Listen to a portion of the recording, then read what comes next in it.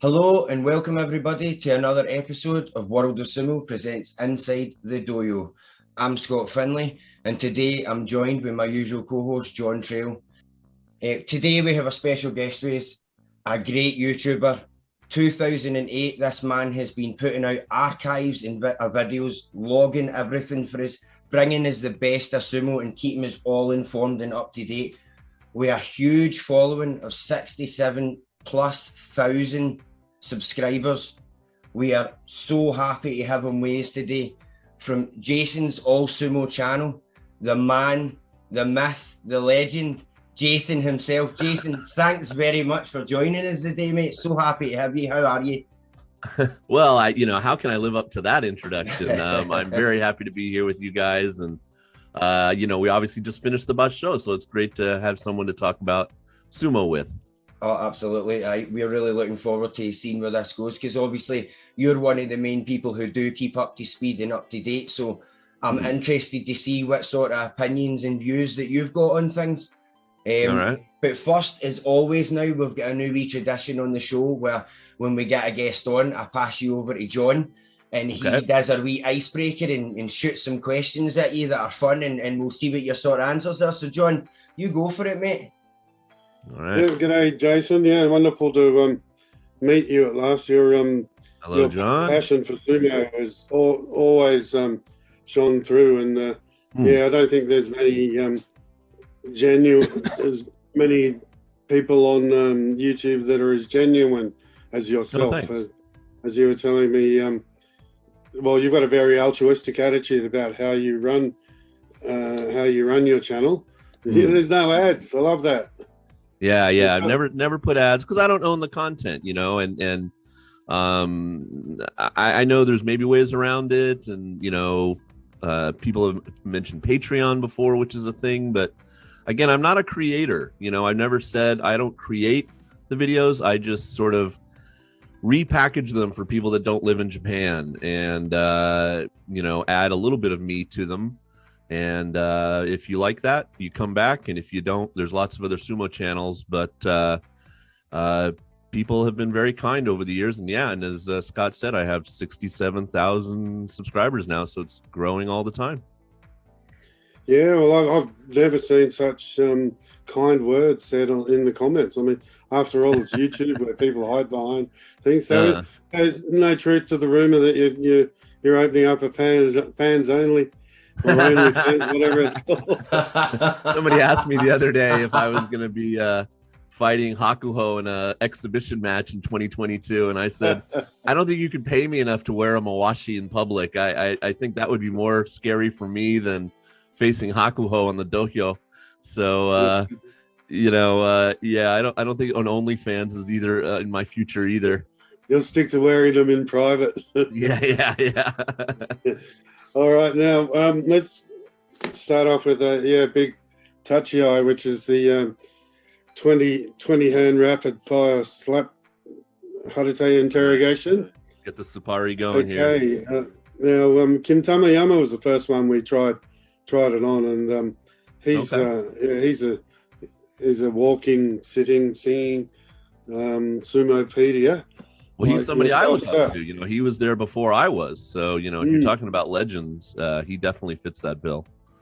Yeah, he's amazing, and he told us about what his legacy is and where he sits in the sumo world, and so we'll get on to that with you later. But first, are you ready? Okay, the sexiest technique. The sexiest technique. Oh boy, I've seen so much of it recently. I got to go with Ashitori. Ura's go-to move now, and some of the smaller guys like Ishiura, I think, are copying on. So I'm gonna go with that one. Yep. Ugliest technique. Well, if you watch my channel, I hate the henka. So I know it's a strategy. It's okay, man. It's legal. No, I hate it. Yeah. Have you ever done sumo? I've never done sumo, no. Yeah, sometimes when I defend the henka, you've got no choice. But if it's premeditated, you're a bastard. Okay.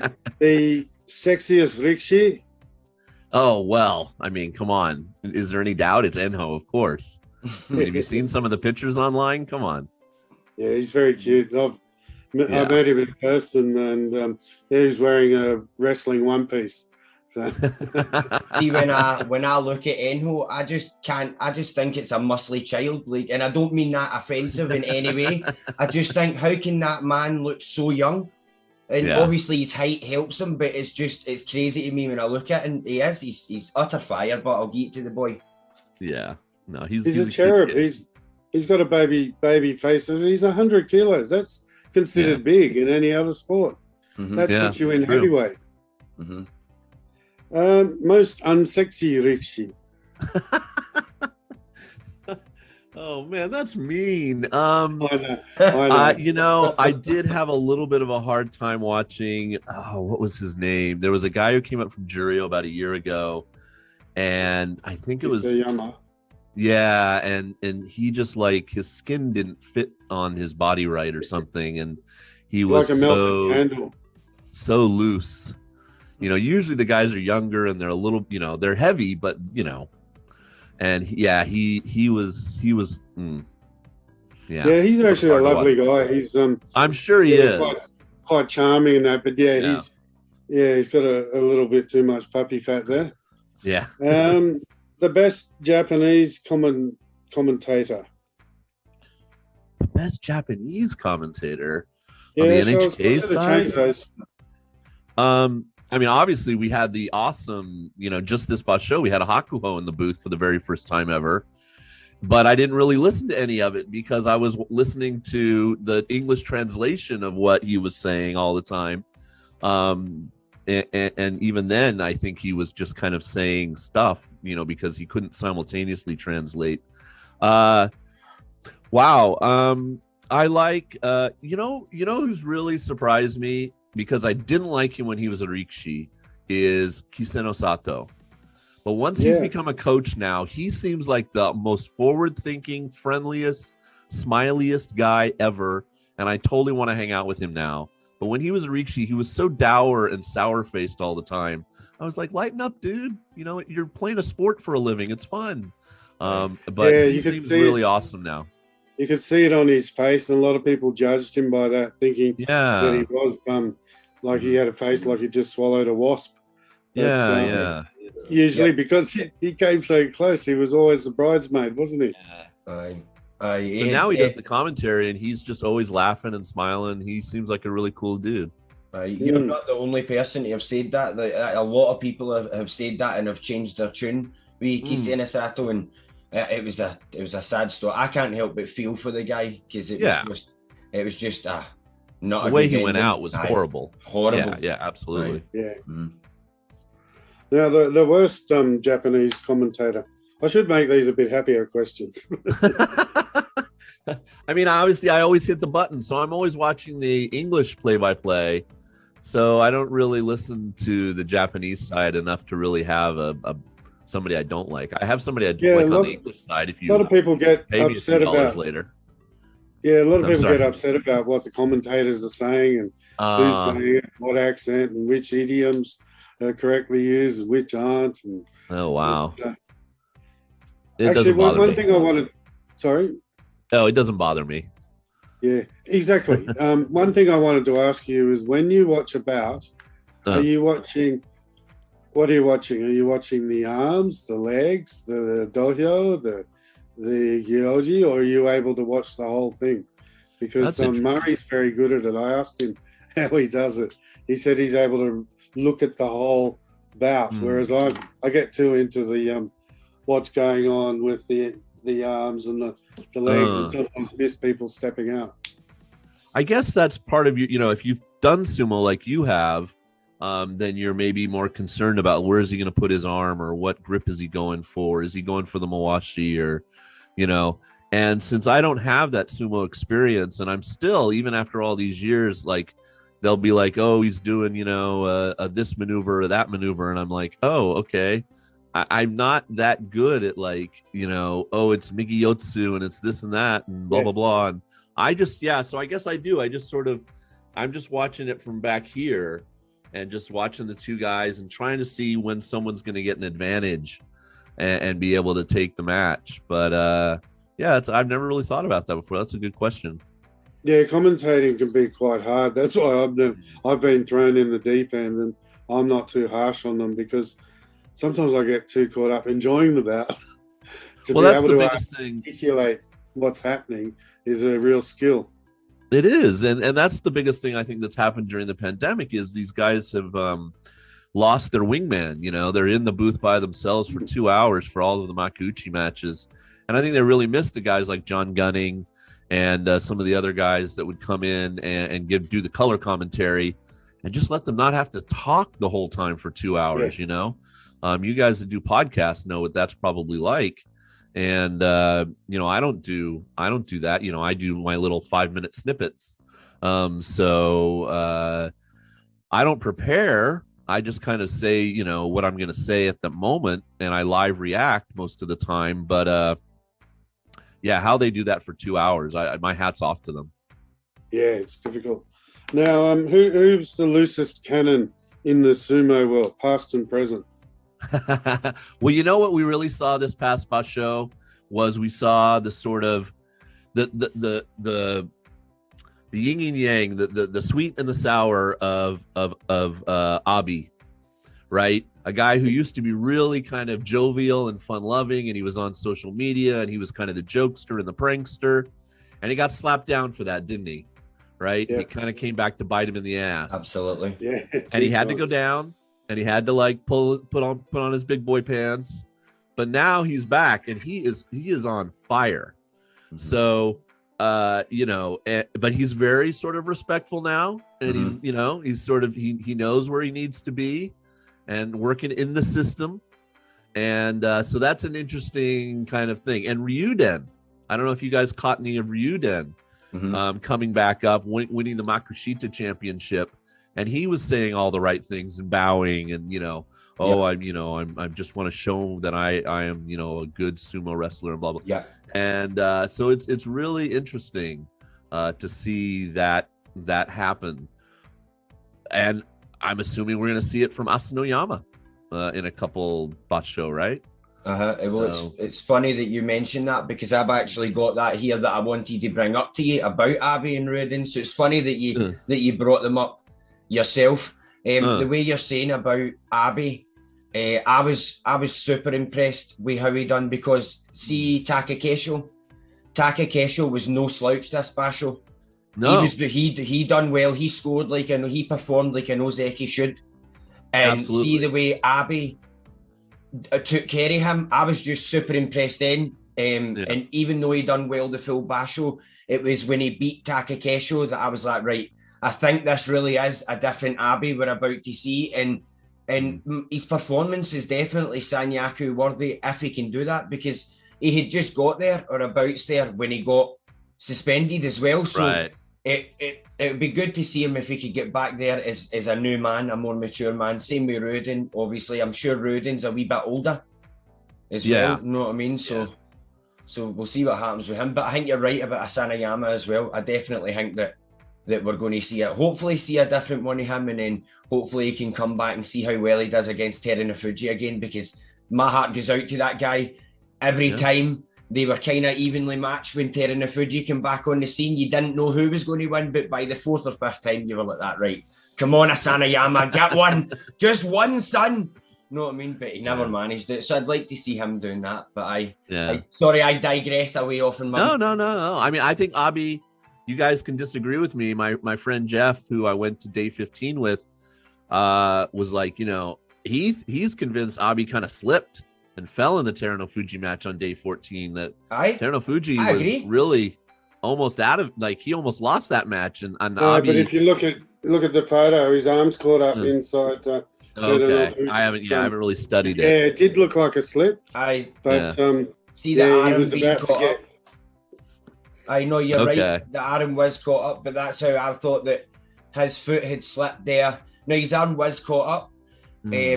So, and I mean, he got him, and then Harumafuji like kind of spun him around at the bottom a wee bit, and then, but the way he handled it, Harumafuji's stopping power, this basho, has been next to none. I mean, look at how he stopped tearing the foot, Daisho, because Daisho had him at the edge and he just held him.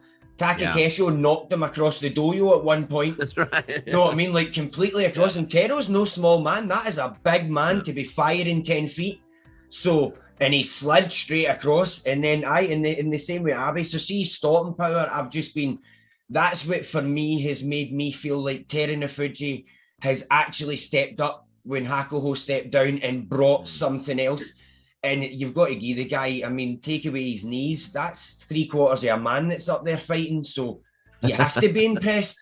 You have to be impressed. Yeah, I am. Right. So there you have it. The answer is abstinence. Makes you do well. Fighting with a high sperm count. Now, the best oyakata. Oh, you know who I like is, I just mentioned Kiseno Sato. Seems like he's going to be a really cool coach. I don't know if you guys have seen the pictures of this new sumo place he's, beautiful. the place he's trying to build and stuff. And it's going to be, going to be extraordinary. Yeah. But I really like Kotooshu. I think for a foreign-born Rikishi, he's now Naruto Oyakata, and he just seems like he really cares for his guys, and he tries to like, he's from outside, right? So he fell into life, the job well. But he knows that there's more to life than sumo, it feels like. And when I see him on news reports or, stuff that I've seen, he seems like he's really going to be a good coach. Yeah, I saw him at the Hakuho Cup, the last one in 2020. It's just extraordinary that a guy like that was an ozeki, and he was the best at his ukemi breakfalls. He was always able to roll safely, even though he's that tall. Yeah, and he still puts on the mawashi. A lot of them do. Gets out there, trains with the guys. Yeah, that's right. If they can still jump in jump onto it, unlike Takasaga or Oyakata before, all he could do is show up late in his smelly tracksuit pants and read the newspaper, grunt a bit, and leave. Yeah, yell it. Yeah, after 10 minutes. Worst Oyakata. Oh boy.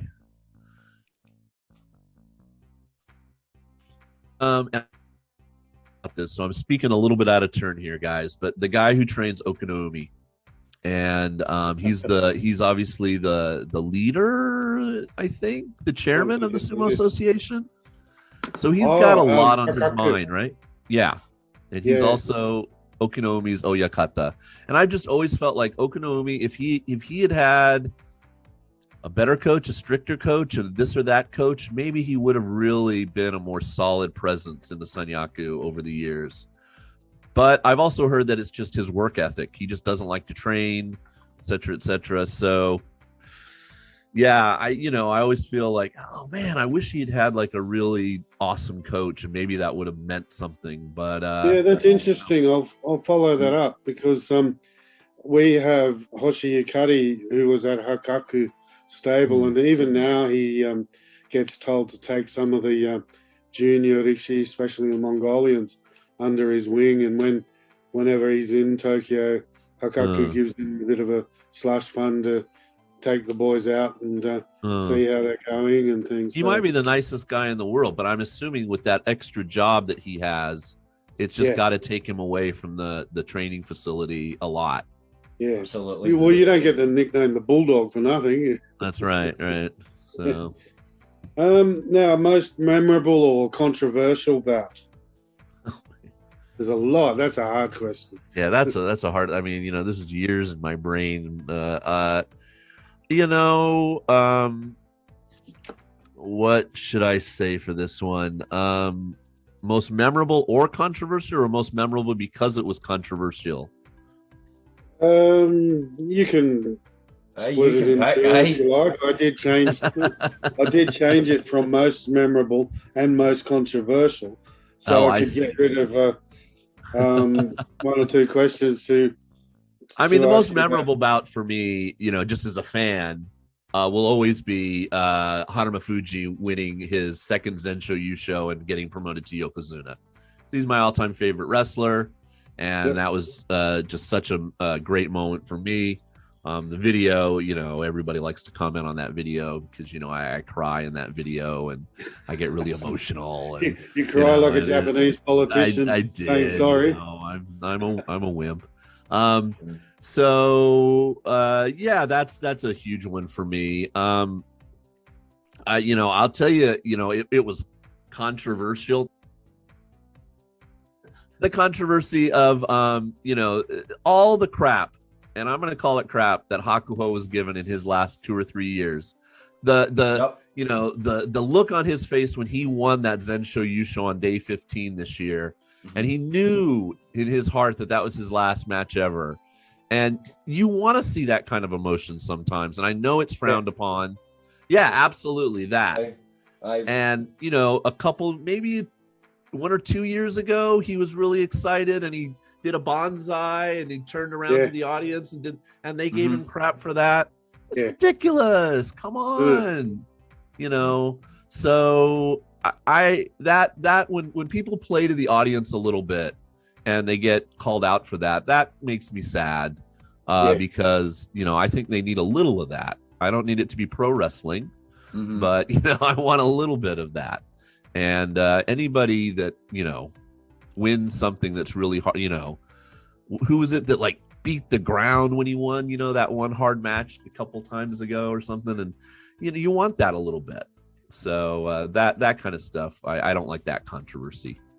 Well, there's so little opportunity to show emotion that some of it, they get in trouble for coughing, for shrugging, for throwing too much salt. It's they're real control freaks, aren't they? Yeah. The funniest bout. I'm not talking wardrobe malfunctions or they never let them happen. They stop it beforehand.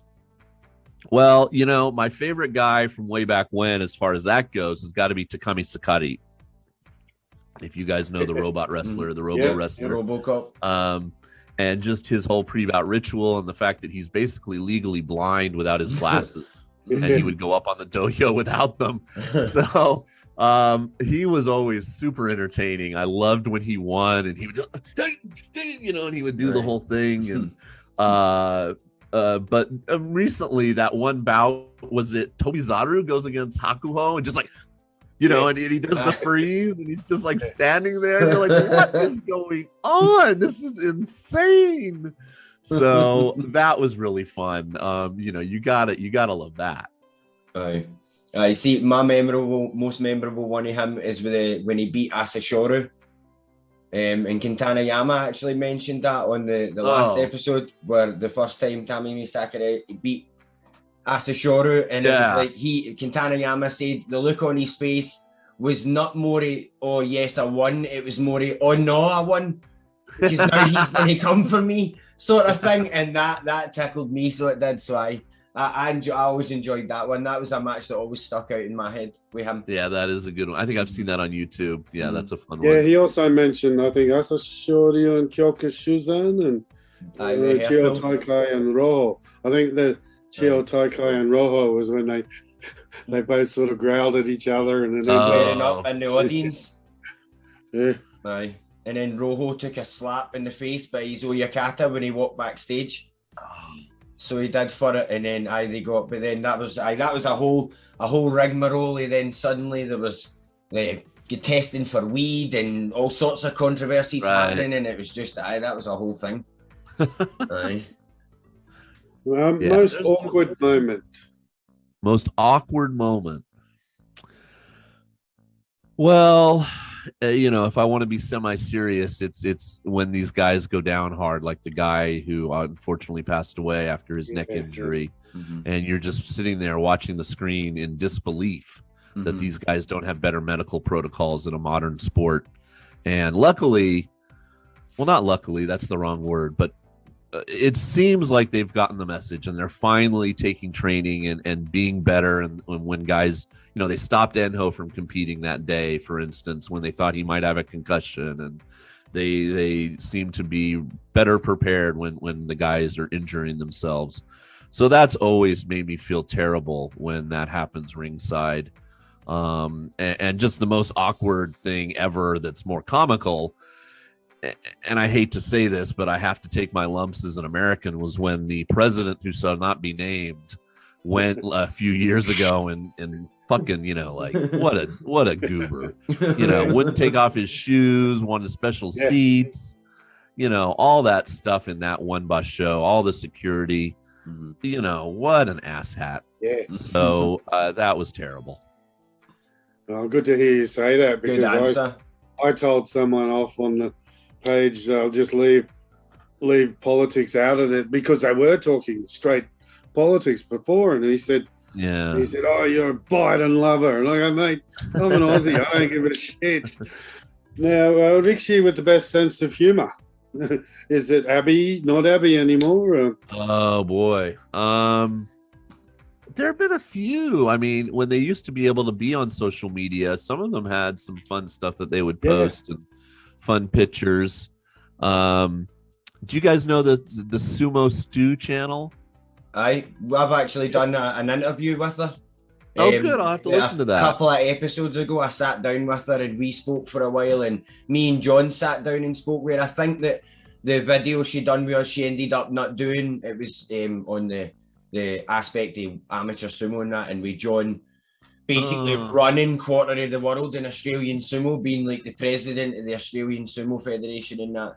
She wanted to talk to him, and I'm the British lightweight champion in amateur sumo, so me and him sat down with her, but I don't think she used it, ended up, but I still speak to her now and then. Great lassie, intelligent, smart girl, and she definitely won my respect after we sat down, had a conversation, and then done a wee podcast together. Okay, yeah, she just put out a video 2 or 3 days ago, pretty recently, of just like funny sumo memes. And there's one where it's like they're singing some sumo song, and it's at I think it's at Hakuho stable, and there's one just like Junior Richie in the back, and he's just doing this like Numa dance in the back. It's just so delightful. And so sometimes those guys, they have really, you got to remember too, some of them are like 18 or 19 years old. They're young guys who, they just want to let off steam and have some fun. And so yeah, but just Takanosho, I mean, everybody always talks about how much fun it is when he gets interviewed and that smile, and he won the Sancho Prize on Sunday, and it's just so much fun to see him compared to like somebody like Endo, who's just the worst interview ever. No, and Endo's been a little bit up his ass ever since I met him. He was wearing his pink polo shirts with the collars up. And that I met him in Hong Kong at the World Championships. And, he's always had an air about him and things. But, here he's been copying a bit of when the women found out he got married, they weren't too happy. Yeah. Now, what's your favourite sumo artifact? Is it that little fella behind you? He's you know what? I'll tell you a sad story about that. Okay. So he is the mascot, right? And he has a friend or a rival who's red. Okay, and I think his name is literally like Akatori or something, right? Red bird. Yeah. And so I had bought one of each years ago, I don't know, when I first went to see some live sumo, and I had each guy up on my mantle. And some friends came over one night and they're like, we're going to meet this guy tomorrow and it's his birthday and we need to get him a present. He really likes sumo, Jason. Do you have anything we can give him? And I was just looking around. It's kind of, oh, sure. How about one of these? And I offered them either one, and they took the red guy. And now they don't sell or make that red guy anymore, and I can't get one. They only make the yellow guy now. I don't know what the reason is. So if you ever go to live sumo, Chick Mountain. Yeah. So the other one is Akawashi. That's it. Akawashi. Red Eagle. So I cannot get the red guy, and I'm very upset about that. But he's fun. I've got the yellow one, and I did when Abi got in trouble. I did a mock up of him taped up with, how they put the chopsticks and things through it. But have you got any actual? Have you ever been given any gifts from Richie? No, I bought a few things that I know are direct, like through people that I trust, like John. I have an authentic Harumafuji Tegata with his Yokozuna stamps on it and stuff. And, just sumo card collecting. I've got autographed cards that are, part of the sumo sets. I've got, obviously, all the Okonomi, anything that he's ever signed that's official. And like, when I was at Sumo in 2019, the girls I was with are really big Sumo fans, and they knew all the guys. And she's like, "Here, give me your ticket." And I was like, "Okay." And she ran out, and she came back a little later, and she had found Okonomi, and he signed my ticket for the day. Oh, great. Yeah, so I wasn't there to see it, but stuff like that. But no, I've never really interacted. I've never been to one of these sumo after party. I don't live in Tokyo, so I don't ever get to go to any of that stuff. Yeah. But maybe someday. Maybe they'll let you zoom. The most overrated Richie. Oh man. Are you guys ready for some of the comments we're gonna get when they're gonna say, how can Jason say that? Let's see. Most overrated Richie.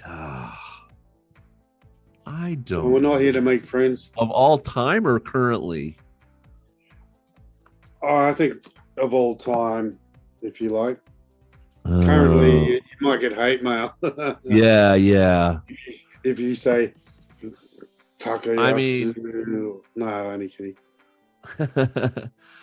Every now and then somebody will say, they'll ask a question in the comments like, what does Eno have to do to become an ozeki? And I want to be snarky and say, that's never going to happen, and explain to them why, or what does Tochi Notion have to do to be a Yokozuna?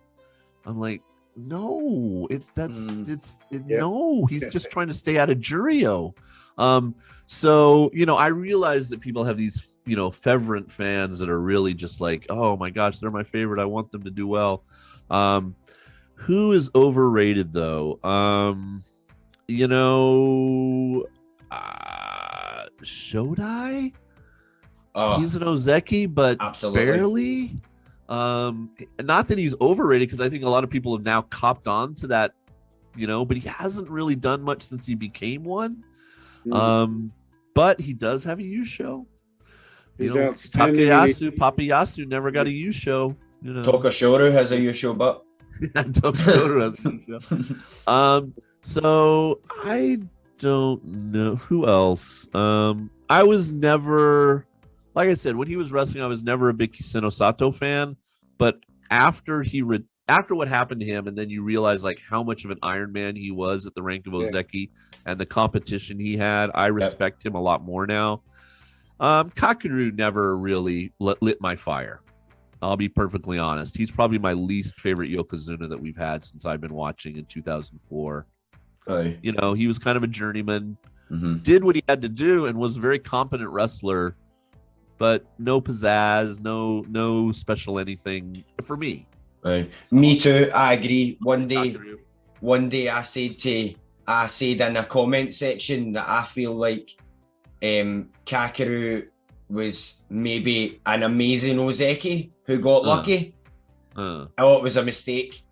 People wanted blood. Like, I ended up having to delete the comment with the messages I was getting. That it got ridiculous. Like, it got out of hand a wee bit. Like, but I was like, this is just my opinion, and I'm just one wee Scottish guy in the middle of nowhere in Scotland. Like, how is my opinion affecting your life that much that you have to threaten me? Know what I mean? It's just crazy. So I get a good laugh out it, and I might poke the bear a wee bit sometimes and all, and say things that just entice them to say more stuff, because it's like, you're just giving me a laugh, because unlike you, nothing you're saying is affecting me actually, because you've got nothing to do with my life. So you get a good laugh out it, but that was a definite mistake. I get that many messages that I had to delete the comment. I was like, I can't be bothered with this anymore. Yeah. So who would you say is most underrated? Most underrated. That's a good one. Oh boy. Let's see.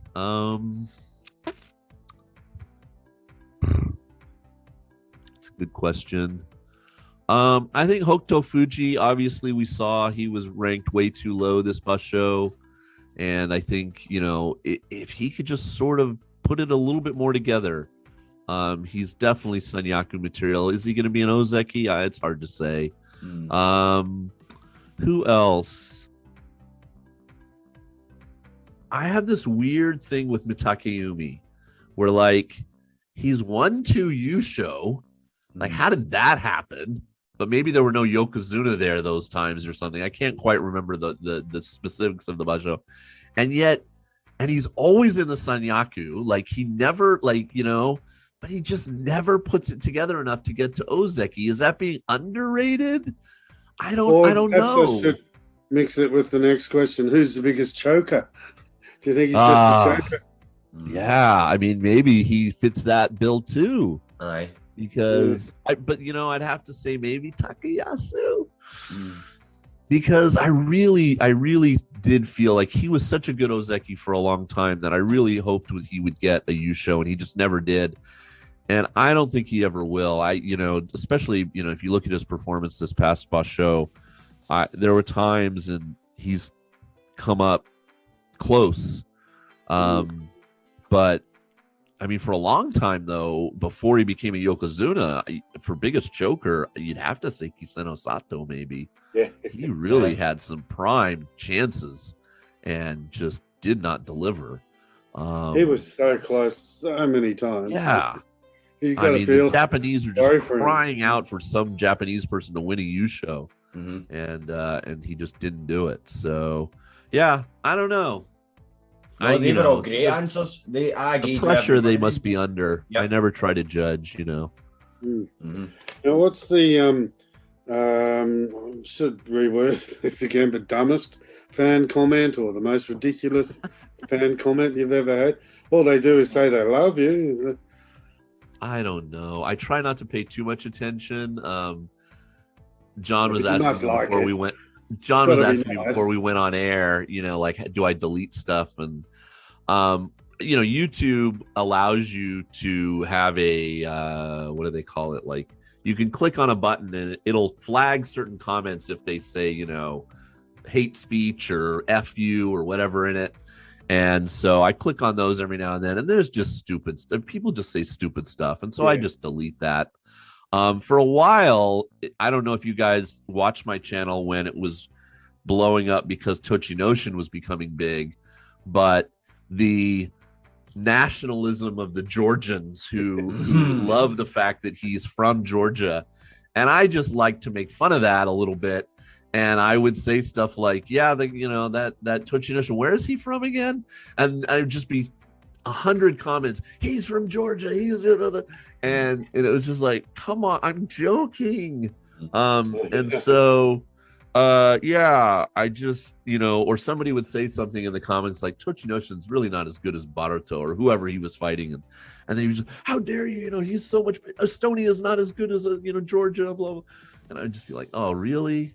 So that always just kind of made me laugh. And it's just sad sometimes that people get so wrapped up in that. I don't care where the Richie are from. Somebody the other day said I hate Mongolians because I don't show enough Hoshoru matches. My favorite wrestler is Harumafuji. I just made a video about how Hakuho is the greatest of all time. Come on. I mean, we all want a Japanese person to step up and be an awesome sumo wrestler. We all want a good Japanese Yokozuna. We want anybody. I'd love an American to come. Where are the Americans? We used to have a few really good wrestlers. What happened? Oh, they were brilliant. Even at the World Championships at the beginning, the Americans were dominating. There was Manny Yarbrough. There was a team. The 3 of them weighed over 800 kilos. Which, kilos, don't you? Yes, I do. See, America. They're 2 Hawaiians and Manny Yarbrough. They were formidable. Yeah. America ruled sumo in the 90s.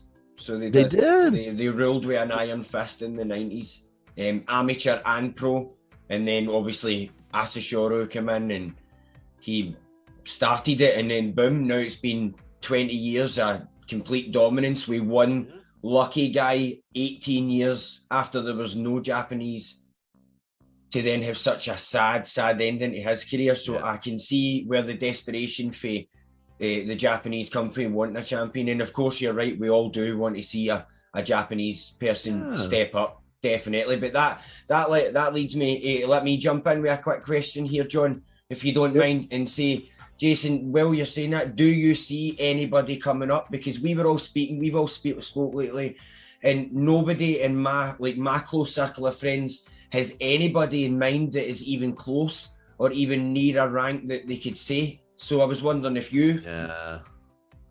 Yeah, I mean, I agree. I think, I mean, when you look and you go, okay, well, who's going to be the next even ozeki, let alone Yokozuna? Yep. And, we've got some good talent. But then you look at somebody like Kiribayama or Hoshoru, and they're both Mongolian, and so, if you're talking about a Japanese Rikishi, I mean, I talked about him in the pre-warm-up of this basho is Hokusho, who is in Hakuho's stable and a big up-and-comer, and then he got hurt on day 2 or something and had to pull out, so I didn't get to really here's his big sort of Geria, and then the previous basho he had to sit out because of COVID. Poor guy. So but he's massive and it looks really talented. I don't see a lot of the Makushita and below matches because I really just concentrate on the top 2 divisions, but he's an up-and-comer for sure in my brain. Oho, I mean, if we're gonna go way down into Dohyo, I feel like he has the goods. He didn't quite finish as strong as I'd hoped he would. Sad what happened there. But really, in the current Makuchi, it's hard. I don't know who's gonna step up. I mean, you hope, if you're a Takayumi fan, you hope he'll have a good January and a good March and maybe finally do it. But do we really think he's going to be a great ozeki? No, not really. He'll be good, but maybe not great. The Sanyaku in general over the past year has not been great. Takakesho takes a lot of stick, but I've got to defend him. Although he might be a one-trick pony, he has held on to that rank for a while now, and he pulls out good numbers, and he's won a couple of Yusho, and people are much too harsh on him because he's literally the only strong Sanyaku guy at the moment. Really, he is. Yeah, he definitely upholds the rank of the ozeki, the responsibility. You're supposed to challenge for the cup. You're supposed to get more than double-digit wins. So yeah, I have no problem with him. Will he become a Yokozuna? Maybe. He's going to probably have his chances. I mean, the Sumo Association has to hope. They have to pray to their, sumo gods that nothing happens to Harumafuji's knees, and he has to stop being a Yokozuna in the next year or so, because we would have no Yokozuna. I mean, and that, I don't know how long it's been since that's happened. So we used to joke about the next Japanese Yokozuna hasn't been born yet, and we thought we were just being facetious, but I think we were right. A lot of people had that sentiment. It's a bit sad, because they must be frustrated, and then Kisano Sato was just too short. So what's the do you got any more questions, Scott? Or no, you fire away, mate. 3 left. The biggest misconceptions you find that people have about sumo? Oh wow, that's a good one. Well, the obvious one, and I've said this before, is that when you first come to it, especially if you're like me, I was from America. I had never. Some people say, "Oh, back in the day, I saw it on ESPN2," or in Britain they had this weird sports show, I guess, where they used to show it. You guys might know what it was. Yep. Yeah. Channel 4. Channel 4. Yeah, there you go. And stuff like that. I knew nothing before I moved to Japan in 2004. I mean, I'd seen Bill Murray in a sumo suit in Charlie's Angels movie, or stupid stuff like that, and the guy in Goldfinger or Thunderball or whatever that battles James Bond. But so when you first come at it, it's guys in diapers, the terrible stereotype, fat guys in diapers throwing themselves at each other, and it that couldn't be further from the truth. And so I hate when it's reductive, when it's reduced down to something like that, and people don't even give it like a little bit of a chance. And I think, unfortunately, I've sat around enough tourists at live sumo events where it's kind of like, okay, we saw the geisha, we're checking that box. We saw the Mount Fuji, we're checking, we saw these big guys doing the sumo, and it's just like, no, it's, it's a sport with strategy and training, and these guys are athletes, and the stamina it must take to do 15 days in a row, facing a different foe with different techniques every day. And I mean, and I'm a big guy, I'm not going to say how much I weigh, but I'm a big guy, and I know what it's like to, these kilos, it's a lot less than pounds, get out of one of those squats, and stuff that they have to do at the tachi and stuff. So yeah, that misconception that they're just fat guys is so wrong. The other thing I really hate, and I get this a lot from the fan community, and I got this a lot. If you're talking about comments I hate, the steroid comment, and Tochinoshin in particular, and like, oh dude, this guy's just roided out, man. He's so much on the juice, and and I'm like, come on, no evidence. No one's got any evidence. Mm-hmm. Yeah, a little bit, but it's still no evidence. It's all speculation.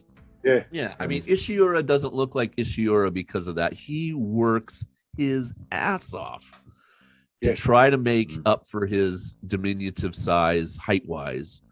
And, I mean, you look back and you look at somebody like Harumafuji, he was lean and mean, and oh man, you wouldn't want to, you wouldn't want to meet him in an alley, right? So yeah, I don't know. There are always going to be, what was his name? Ichi Yamamoto Ichi Yamayama or something. The really huge guy. Yeah, Yamamoto Yama. Thank you. There's always going to be really excessively huge guys who are actually too big for the sport because they slow down, and they're just too big. So there is kind of a sweet spot, I think. And he moved to America where he knew he could roam around inconspicuously. He'd go to Walmart, nobody blink an eye. Oh yeah, just another guy going to Walmart. So yeah, I don't like that. Do you think there's a certain brand of American fans? A lot of people are a bit upset that the globe doesn't turn the right way, or the flat earth doesn't spin the right way, and they can't watch it in real time like we can. And they're always trying to relate it to American sports, American goats, and Mount Rushmore was another one. Ash Warren, who wrote the book The Way of the Salt, he was saying it's a bit disappointing a lot of people don't ask more about Japanese culture and how sumo fits into culture. They try to apply their Western views to sumo, and there's just no comparison. It's a unique sport, and living in Japan for 17 years, you get to know all the wonderful things Japan has to offer. Why try and make it look like something at home? Why does it have to? Yeah. Well, and I get a lot of those comments too. This guy would be an awesome defensive lineman. Why doesn't he just move to America and go to the NFL? And it's so different, and it's so obviously intertwined with tradition and Shinto and rites and rituals and things that you really can't understand until you've either lived here or you've really had it explained to you. And I like that about the sport. I hope it also modernizes a little bit as it goes along. But there's always people like, man, if they got in a gym and really worked with the weights and didn't do all this stomping around all the time, and it's like, no, you're taking away the essence of what makes it, great and what it is. And Hakuho knew that better than anybody. He revered Futabayama and these guys from 50, 60, 80 years ago who had come up through the sport. And a lot of people, especially on my channel, love the fact that, my channel, I show them throwing the salt and doing the stomps and all the pre-bout rituals and everything. And that you don't get in, the little clip shows. And because that's part of the flavor, right? That's part of what makes it sort of interesting and unique and different. So yeah, I mean, Americans, we always want to commodify things and make them fit into something and label everything. Compare it to something. Can I just jump in and say, John, how awesome is Jason's American Jim Bro accent, by the way? Like his Jim Bro voice, honestly, a couple of times I've found myself chuckling and just jotting down honestly, that is so hilarious, man. Because you were spot on with things, and I just wanted to point that out, mate. Well, it's unfortunately just growing up in America. So, what's your favorite sumo anecdote? Your sort of favorite sumo story, if you had to put it down to a paragraph, maybe about a certain Richie that inspired you, about their background, comeback stories, anything. I like the wooden rooster, Futabayama. He aspired to be a wooden rooster. It's a long, complicated story, but it's quite beautiful. I think I'll have to put it online one day. Yeah. Let's see. Well, when I first moved to Japan in 2004 and I started watching sumo and I kind of got into it mostly in 2005, obviously Asa Shoulder was dominant. It was the year that he won all 6 Yusho in the year. And I was impressed, but he was sort of already like the top on the mountain when I started watching. And you always want to go to the underdog.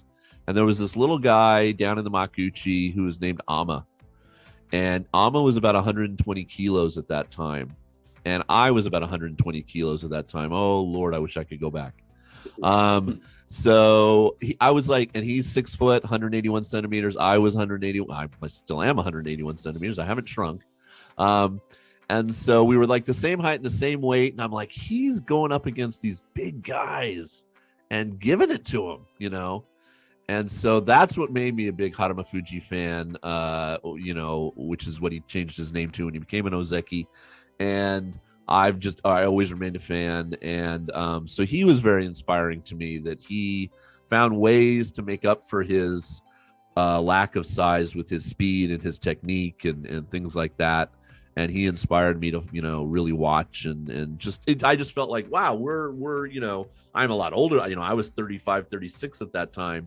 So it wasn't like I was a young guy and I was going to jump in the ring, but I was just really inspired by him. And then one of the really fun things that kind of full circled that was, and I think I told this story somewhat recently on a show or when I was unboxing cards or something.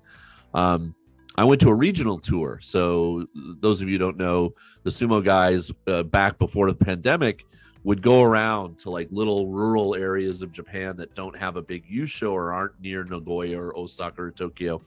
And they do a one-day tournament, one day winner takes all, a single elimination tournament. And a lot of the big guys show up, Hakuho and the Yokozuna and everybody. So I went to one in Shimane-ken where I used to live. And Harumafuji was there, Hakuho was there, Kotooshu was there, and I went with some students I was teaching at the university at the time who were from Mongolia, and it was 2 girls, and of course they speak Japanese. They spoke enough English that I could talk to them, and then they spoke, of course, they were born in Mongolia, so they spoke Mongolian. And they got backstage and they come out and they're like, oh, Jason, we met Harumafuji and Hakuho, look at our pictures. And they're like, like buddy. And I'm like, what do you mean? And like, and so they're like, well, wait. And so they run back and, Harumafuji signed something for me, but I'm like, yeah, but I didn't get to meet him. Why didn't you bring me with you? And then that's when I did the Hakuho retires video, that's the place where I stood outside in a line and all the Rikishi kind of walked by to go get on the bus to be taken to the next city the next day. And I got to high five Hakuho. So that's the closest I've ever been to greatness. And it was just a memory I'll always have. And it was a great day or a fun day. It does. It makes you kind of silly when you see them. I've been lucky to, when they came to Australia, I got asked to help out a reporter, and So I got to go on a ferry down the river with them, and then they went to see some koalas, and then to get into the theme park, I leant into the window and grabbed press passes, put them on myself, and then when they came time to have lunch with them, I quickly got rid of that and said, I'm from the Australian Sumo Federation. They let us in. And then on the way back, I jumped on the bus as well. Are you from Tourism New South Wales? Yeah. So I was on the same bus. And so I had to change hats about 4 different times. And the other time was last time Hakuho took us to the Shitaku Bear, and it was at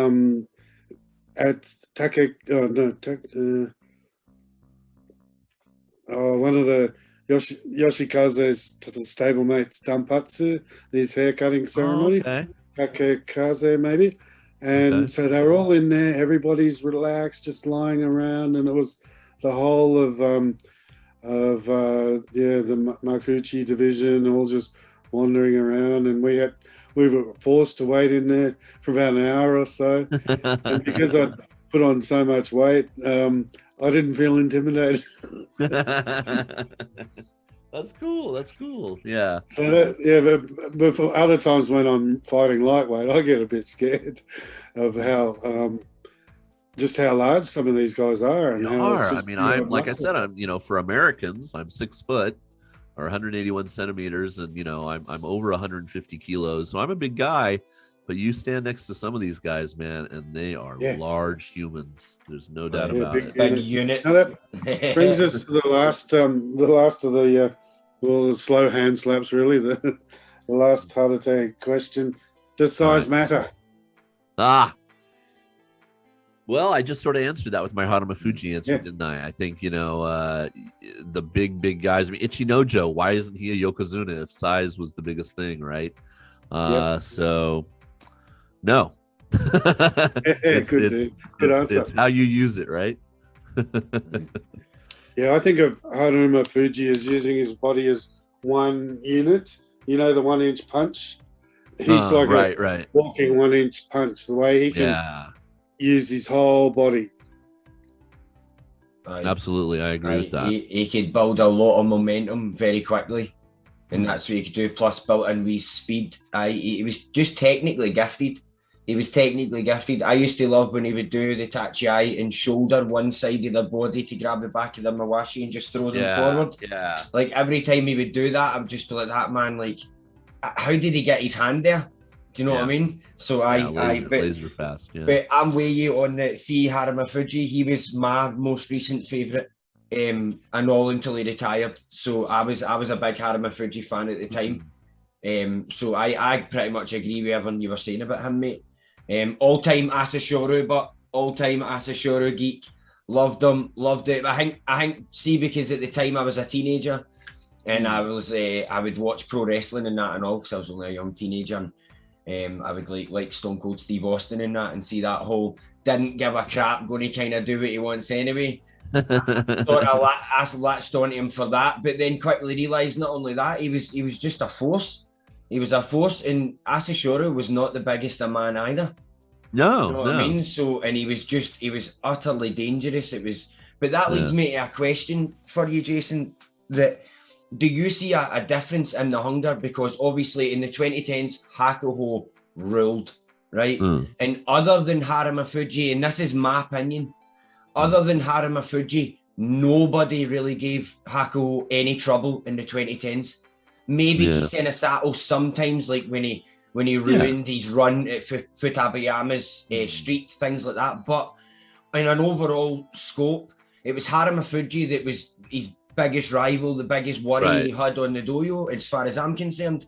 Do you see a difference in the hunger? Because a lot of guys have said things like, well, if you've seen when Kintanayama spoke to Kanishiki, he said that in his day, Hakuho wouldn't have even made ozeki. He doesn't think, things like that. Wow. So there's a hunger difference for the 80s, 90s, noughties, and 2010s, and the guys that are coming up, whether that may be different training strategies, less harsh training due to the controversial things that have come out the past decade and so, things like that. So in your opinion, mate, do you see a difference in the fire and bellies of all the guys stepping on the Dohyo recently.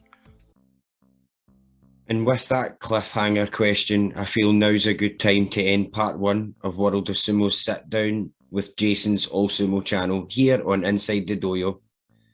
Thanks to Jason himself for coming and joining us and giving us his time. Thank you for tuning in to this episode, and if you enjoyed it and want more, don't worry, as part 2 will be out soon. Follow Jason on Twitter or subscribe to his YouTube channel. If you want to support him further, you can visit his merch store, or you can swing by his tip jar and leave a little something if you're feeling generous.